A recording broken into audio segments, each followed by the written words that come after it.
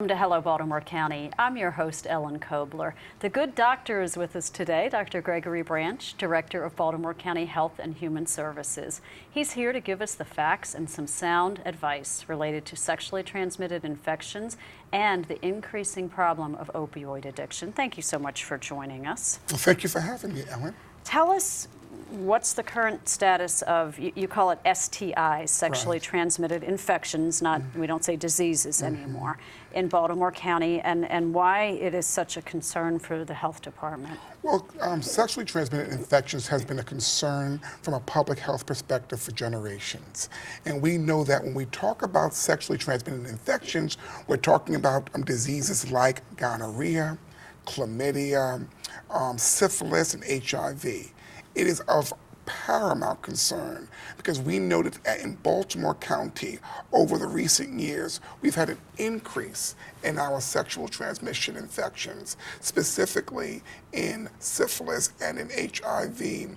And so it's very, very important that we get the word out to tell people that they need to be careful and that we got to prevent this particular disease. And syphilis and HIV, to me it almost feels like that's a disease or an infection from the past, but you're saying that it's still present and it's still expanding. It is still present, it's still expanding, and it's still here. It's so important that people understand and realize that. I do recognize that people will say, well, I got syphilis, and so therefore I can get a shot and get penicillin. Right, is that how it works? It does work that way. However, when a person is infected with syphilis, they may or may not have any symptoms. So therefore, they may spread that syphilis to multiple people prior to getting treated. And then also, if a person never has any symptoms and they have syphilis for quite some time, that syphilis can cause some major, major complications in the future for that person, up to and including dementia, up to including blindness. So you can have some major issues if you're going to have some of these sexually transmitted infections. So you might not know you have it, so it sounds like you should go and get tested. Go get tested, go to your doctor, speak to your doctor. I always say, if you are sexually active, go get tested for sexually transmitted infections. All right, and what can someone do to prevent STIs? Clearly, we always say a proponent for condom use. It's extraordinarily important. Also, talk with your partners.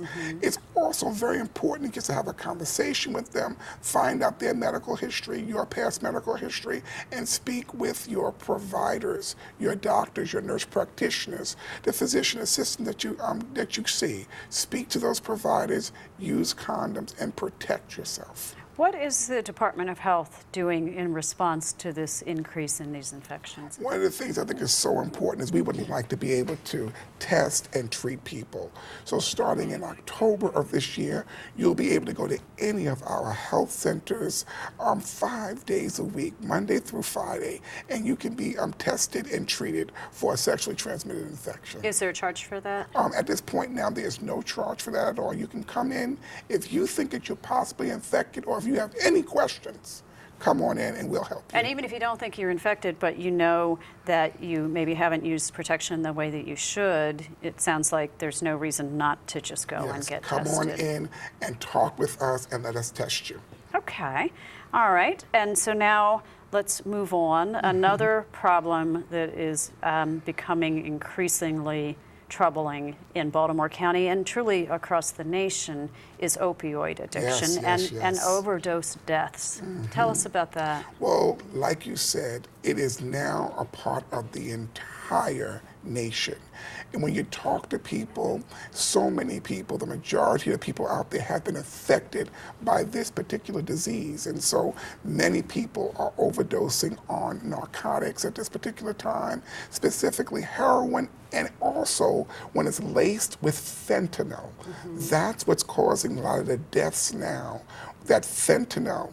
And so by putting those medications together, by putting those drugs together, we have an increase in opioid deaths, not only around the country, but also in Baltimore County. So it's heroin, but opioids also come in pill form, and sometimes they're prescribed for valid medical reasons and then get out of hand. How does that happen? See, some of the common stories you'll hear is a young person who had an athletic injury. And because they were in pain, they may have had a surgery, the doctor prescribed them some opioid medications, very validly. And what are some of those drugs? And some of that, like Oxycontin, oxycodone, Tylox, Percocet. They can get almost any of those types of medications. These are very commonly Very prescribed. commonly prescribed. And then what happens is that person may then have a tolerance to those medications and grow addicted to them. And then once the doctor feels that the person doesn't need the medications any longer, secondary to their injury, the person now may be addicted. And so that person then turns to something like heroin, which is very, very cheap on the streets.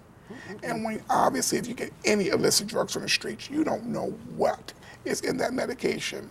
And so clearly, we can have people who are overdosing on medications. What is the county health department doing to try to reduce both the opioid use as well as opioid overdoses? You've got a New Deal program. We call it a New Deal. I mean, we are clearly in crisis, and we need to do something really strong and hard to fight against this disease. And so one of the things that we wanted to do is we wanted to get the medications out of people's homes.